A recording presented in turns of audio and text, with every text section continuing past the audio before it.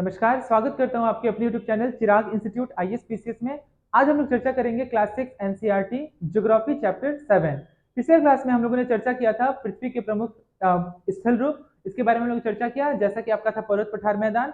आज हम लोग चर्चा करने जा रहे हैं चैप्टर 7, जैसा कि लिखा गया हमारा देश भारत, यानी कि भारत को जानने का, यानी कि बेसिक जो इंफॉर्मेशन है, ठीक है, यानी कि सामान्य जो ज्ञान है भारत के बारे में, यानी कि भारत किस स्थल रूप में अवस्थित है, भारत की लंबाई, भारत जो हमारा जो पूरा मैप है, ठीक है, वो कहाँ पे अवस्थित है, कितने वर्ग किलोमीटर में फैला हुआ है, कितने राज्य हैं, कितने केंद्र शासित प्रदेश हैं। तो इन सभी मुख्य बिंदुओं को आज हम लोग देखेंगे और समझने का प्रयास करेंगे। तो चलिए बिना किसी देरी के शुरू करते हैं। आज का हमारा टॉपिक हमारा देश भारत।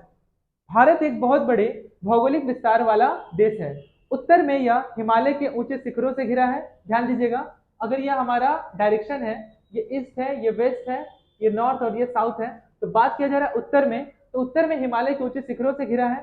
पश्चिम में हमारा, ये उत्तर हो गया, पश्चिम में है हमारा अरब सागर, पूर्व में बंगाल की खाड़ी है, यानी कि यहाँ पे बंगाल की खाड़ी है, तथा दक्षिण में हिंद महासागर, यानी कि दक्षिण में जो है वह हिंद महासागर है, जो भारतीय प्रायद्वीप के एक तटों पर लहराते हैं। भारत का क्षेत्रफल, वेरी वेरी इंपॉर्टेंट, यह भी एग्जाम में क्वेश्चन पूछा है कि भारत का जो क्षेत्रफल है, एरिया है, वो कितना है, तो 32.8 लाख वर्ग किलोमीटर है।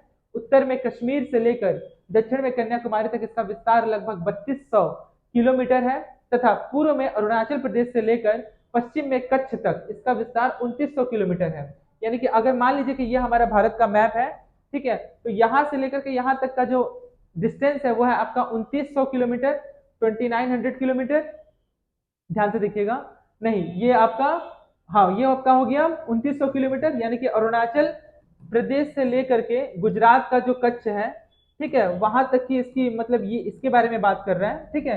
इसकी जो लंबाई है वो टोटल 2900 किलोमीटर है। और वही मैं बात करूं नॉर्थ से लेकर के साउथ, यानी कि कहने का मतलब यह है कि दक्षिण में कश्मीर, ऊपर में कश्मीर से लेकर के कन्याकुमारी तक इसकी ऊंचाई हो जाएगी आपकी 3200 किलोमीटर। तो यह भी आप ध्यान में रखेंगे, यह भी आपसे एग्जाम में पूछा जा सकता है। ऊंचे ऊंचे पर्वत, भारतीय महामरुस्थल, उत्तरी मैदान, आसमान, असमान पठारी सतह, तटीय भाग एवं द्वीप समूह स्थल रूपों की विभिन्नता को दर्शाते हैं। यहाँ जलवायु, वनस्पति, वन्य जीवों के साथ साथ भाषा एवं संस्कृति में भी बहुत भिन्नता है। और ये भिन्नता का प्रमुख कारण क्यों है, क्योंकि जो भिन्नता है इसलिए है क्योंकि हमारे देश भारत में विभिन्न तरीके के लोग रहते हैं, विभिन्न धर्म के लोग रहते हैं, ठीक है, उनका आचार विचार, खान पान, रहन सहन, ये सब क्या है, अलग अलग है। यही वजह है कि अलग अलग शैली के अलग अलग लोग रहने की वजह से ही इसमें भिन्नता है। लेकिन ये भिन्नता होने के बावजूद में भी, यानी कि भिन्नता होने के कारण भी अनेकता में एकता है, यानी कि यूनिटी इन डाइवर्सिटी है। इस भिन्नता में भी हम एकता को पाते हैं जो हमारी परंपराओं में दिखती है। यही कारण है कि हम एक राष्ट्र में बंधे हैं। वर्ष 2011 से अब तक भारत की आबादी 120 करोड़ से अधिक हो चुकी है, यानी कि अभी अगर हम बात करें तो 142 करोड़ अप्रॉक्स है, ठीक है, जो कि पूरी दुनिया में सबसे ज्यादा पॉपुलेशन जो है वो हमारे देश का है, भारत का है। चाइना को भी इससे क्या किया, पीछे छोड़ दिया है। ये चीन के बाद विश्व का दूसरा नहीं, बल्कि अब यह हमारे विश्व का क्या हो गया है, पहला, ठीक है, अब चीन हो गया है दूसरे स्थान पर जनसंख्या वाला देश है। अब हम लोग ये जानने का प्रयास करेंगे कि अब तो बेसिक इंफॉर्मेशन जो था भारत के बारे में वो हम लोग जान लिए। अब हम लोग जानने का प्रयास करेंगे कि आखिर में इसकी स्थिति क्या है। स्थिति यानी कि इसका लोकेशन कहाँ पे है, ये कहाँ पे अभी अवस्थित है भारत जो है, इसका मैप। भारत उत्तरी गोलार्ध में स्थित है। कर्क रेखा, मैंने बताया है कि कर्क रेखा भारत को बीचों बीच से 8 राज्यों से होकर के गुजरती है। 23.5 डिग्री देश के लगभग मध्य भाग से होकर गुजरती है। दक्षिण से उत्तर की ओर भारत की मुख्य भूमि का विस्तार 8 डिग्री 4 मिनट उत्तरी तथा 37 डिग्री 6 मिनट उत्तरी अक्षांशों के बीच है। पश्चिम से लेकर पूर्व तक भारत का विस्तार 68 डिग्री 7 पूर्वी तथा 97 डिग्री 25 मिनट पूर्वी देशांतरों के बीच स्थित है। तो ये जो स्थिति है यह भी आपसे एग्जाम में पूछा जाता है, इसे आप जरूर ध्यान में रखिएगा। अगर हम विश्व को पूर्वी एवं पश्चिमी गोलार्ध में बांटते हैं तो भारत की स्थिति किस गोलार्ध में होगी। बहुत बड़े देशांतरीय विस्तार लगभग 29 डिग्री के कारण यहाँ के दो छोर पर स्थित स्थानों के स्थानीय समय में बहुत अधिक अंतर हो सकता था। इस तरह की दूरी पर स्थित दो स्थानों के बीच का जो समय का अंतर लगभग दो समान अलग अलग होगा, 2 घंटे का होगा। इससे पहले हम लोग ये जान लेते हैं कि क्या आप जानते हैं बड़े देश जिनका विस्तार पूर्व से पश्चिम की ओर बहुत अधिक होता है, वहां पूरे देश का मानक समय एक नहीं होता है। संयुक्त राज्य अमेरिका में 7 एवं कनाडा में 6 मानक समय है। क्या आपको पता है कि रूस में कितने मानक समय है? तो रूस में लगभग 12 मानक समय है। आगे हम लोग पढ़ने का प्रयास करेंगे और जान इसके उत्तर को ढूंढने का भी प्रयास करेंगे। आगे क्या लिखा हुआ है? जैसा कि आपने पहले पढ़ा है कि प्रत्येक 1 डिग्री देशांतर के लिए स्थानीय समय में 4 मिनट का अंतर होता है।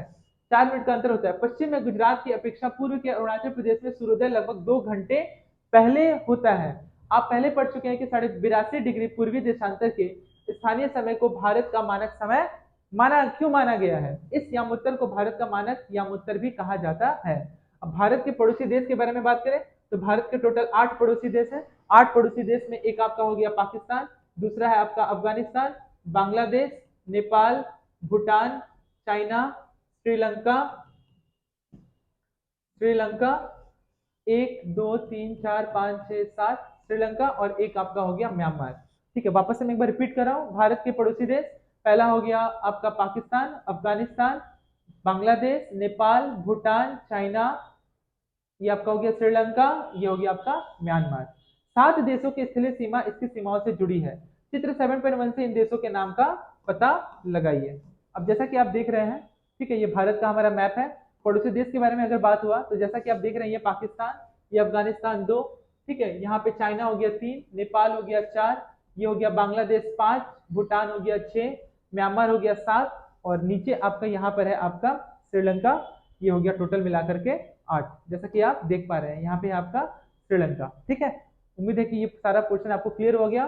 जैसे कि बताया था ना कि पूरब में बंगाल की खाड़ी, पश्चिम में अरब सागर, ठीक है, आपका दक्षिण में हिंद महासागर अवस्थित है।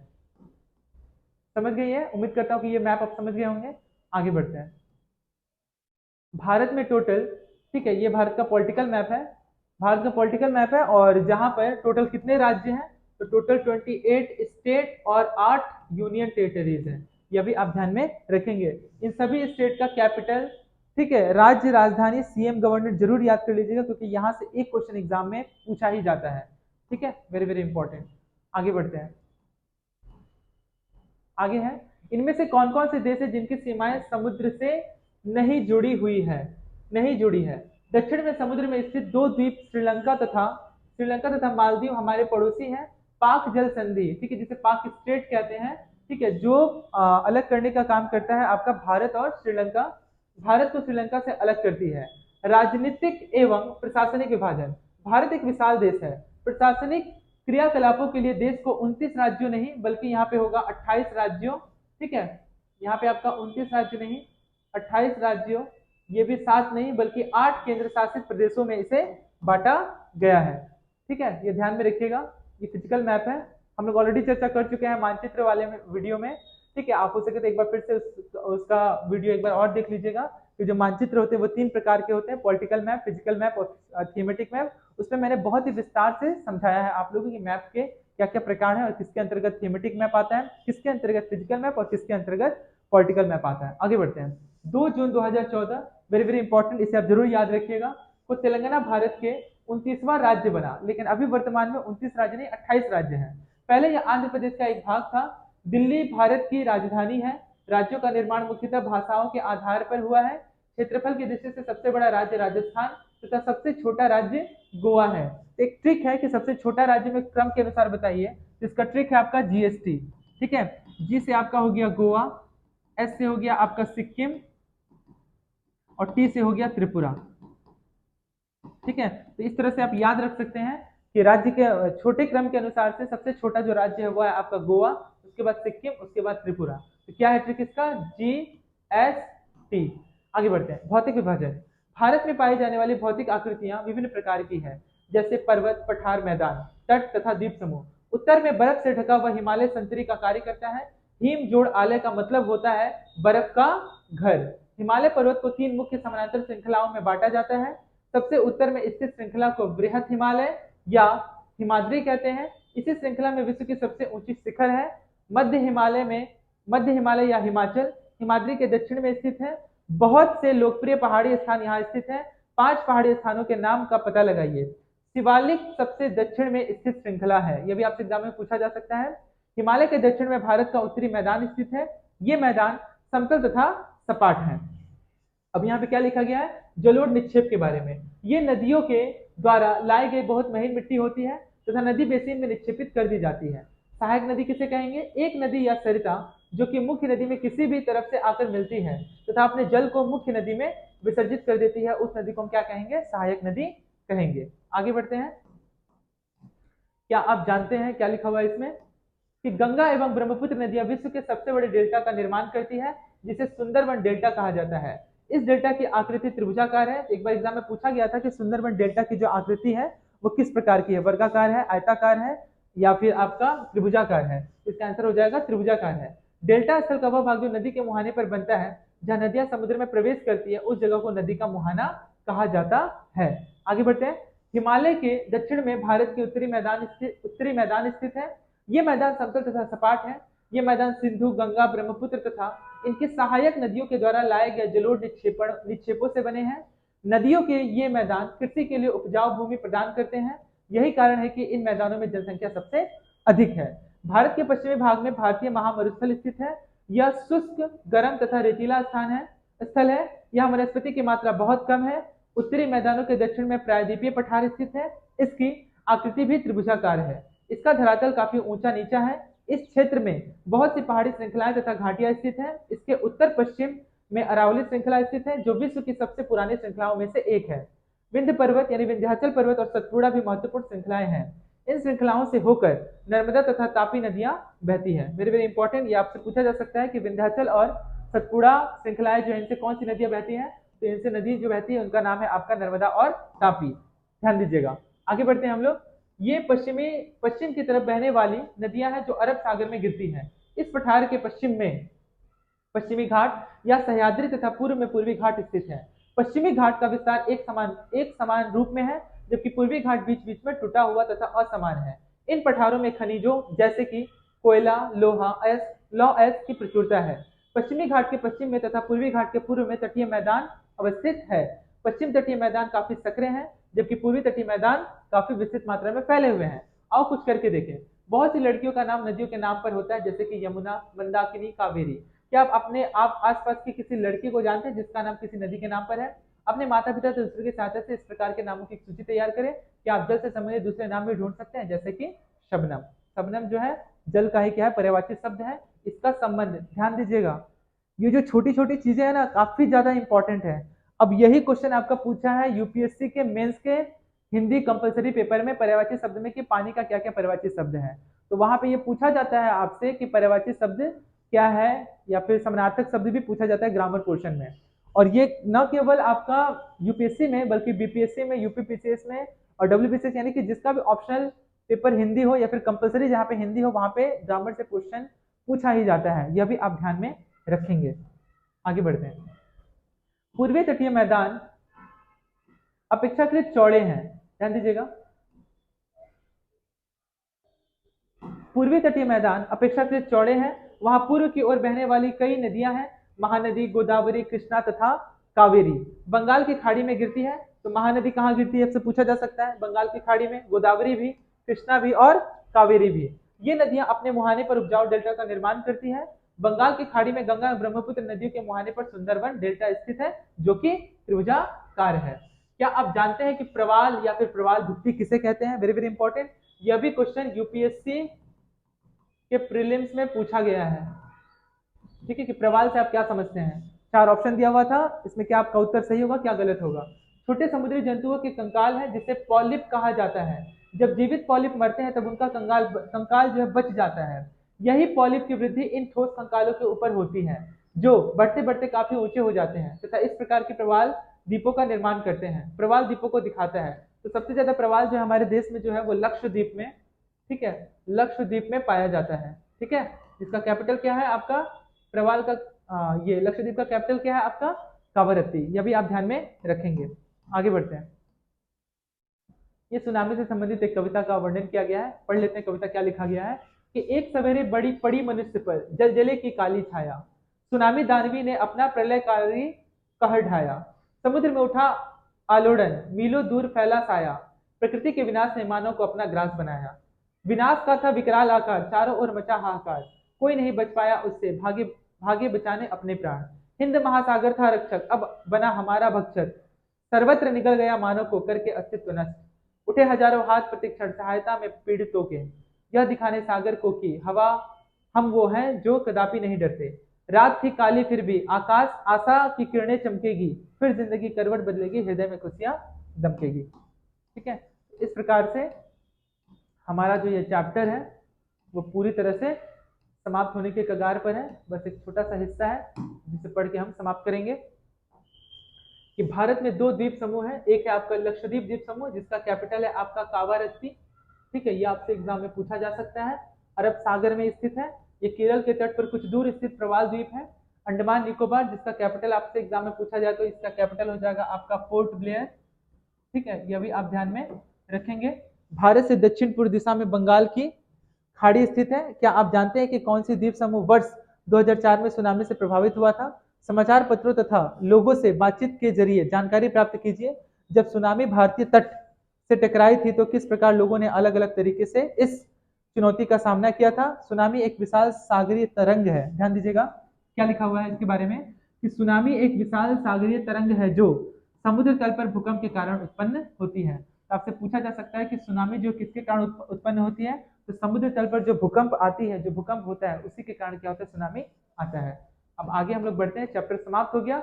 अब हम लोग आगे बढ़ते हैं अभ्यास की तरफ। तो क्या लिखा गया अभ्यास में, और एक एक करके सभी प्रश्नों को देखने का प्रयास करेंगे। तो जैसा कि लिखा गया है कि भारत को कितने भौतिक भागों में विभाजित किया जा सकता है? तो भारत को टोटल जो है वह 6 भौगोलिक भागों में विभाजित किया जा सकता है। कितने भागों में विभाजित किया जा सकता है?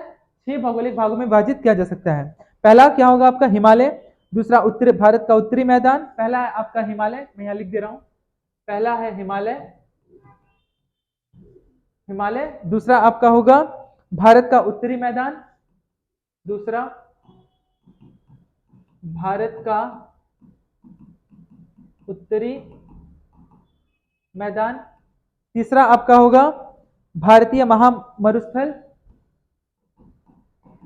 भारतीय महामरुस्थल।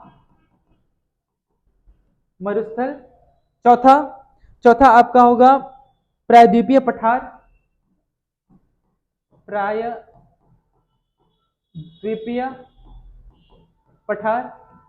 पांचवा मैं यहां लिख रहा हूं, पांचवा हो जाएगा तटीय मैदान। पांचवा यहां लिख रहा हूं मैं, ठीक है। पांचवा हो जाएगा आपका तटीय मैदान, और छठा हो जाएगा यानी कि 6 नंबर आपका हो जाएगा द्वीप समूह।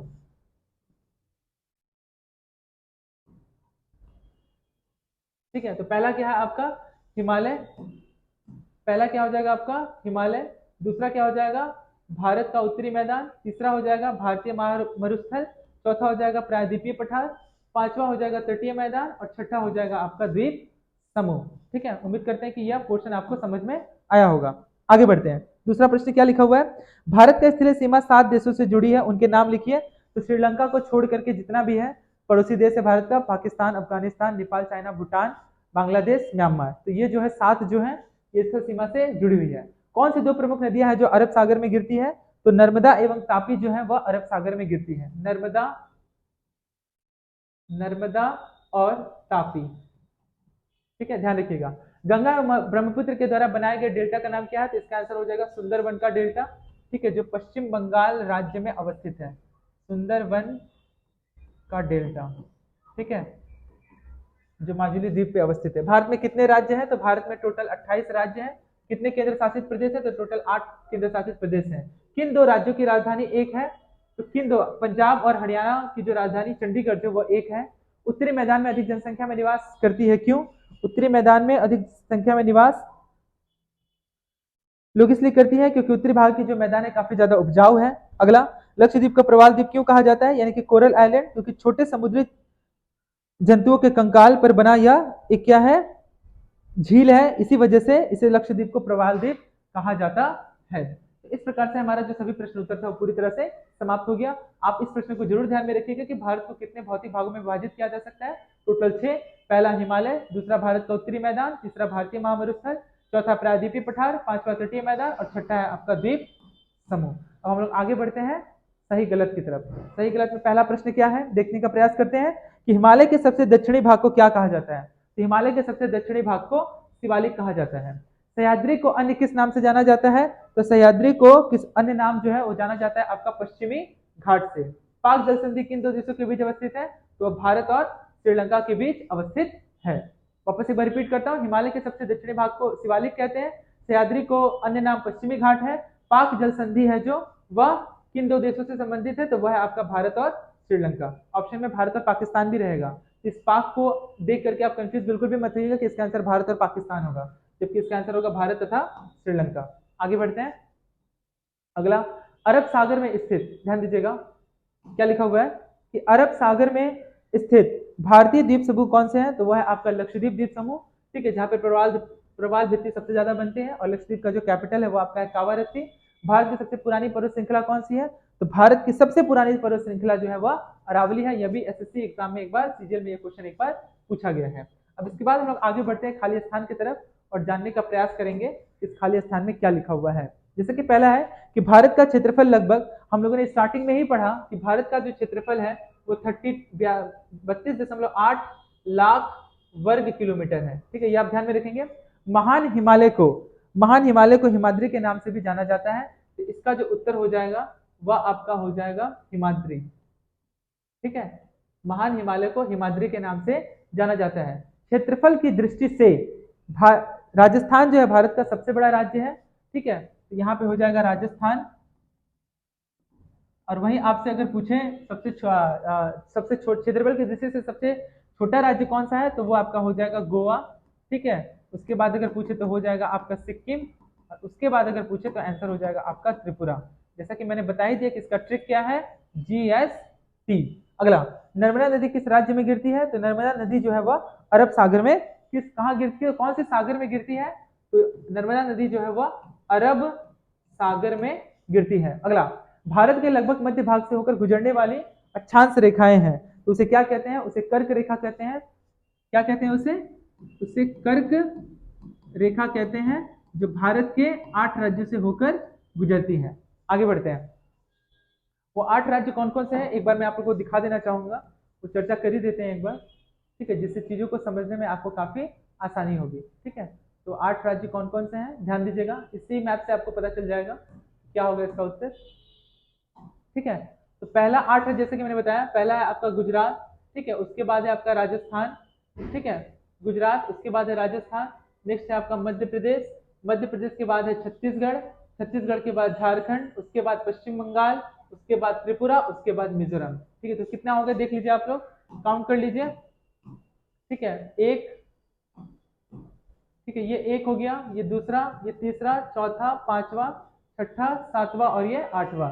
तो आंसर क्या होगा? गुजरात, राजस्थान, मध्य प्रदेश, छत्तीसगढ़, झारखंड, पश्चिम बंगाल, त्रिपुरा, मिजोरम। अगर आपसे पूछे पश्चिम से पूर्व, यह भी क्रम पूछा जा सकता है, तो पश्चिम से पूर्व क्रम होगा गुजरात, राजस्थान, मध्य प्रदेश, छत्तीसगढ़, झारखंड, पश्चिम बंगाल, त्रिपुरा, मिजोरम। अगर पूछा जाए पूर्व से पश्चिम का क्रम क्या है, तो मिजोरम, त्रिपुरा, पश्चिम बंगाल, झारखंड, छत्तीसगढ़, मध्य प्रदेश, राजस्थान और उसके बाद अंत में आपका गुजरात। उम्मीद करते हैं कि ये भी पॉइंट आपको अच्छे से समझ में आया होगा। आगे बढ़ते हैं हम लोग खाली स्थान की तरफ। खाली स्थान में रह गया, क्या प्रश्न था? पहला ये प्रश्न था कि नर्मदा नदी किस सागर में गिरती है, तो नर्मदा नदी जो है वो अरब सागर में गिरती है।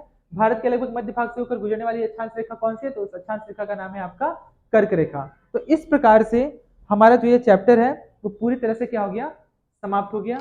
उम्मीद करते हैं कि ये जो चैप्टर है भारत हमारा देश और इसके बारे में संपूर्ण जानकारी और कुछ बेसिक इन्फॉर्मेशन आप लोगों को अच्छे से क्लियर हुआ होगा।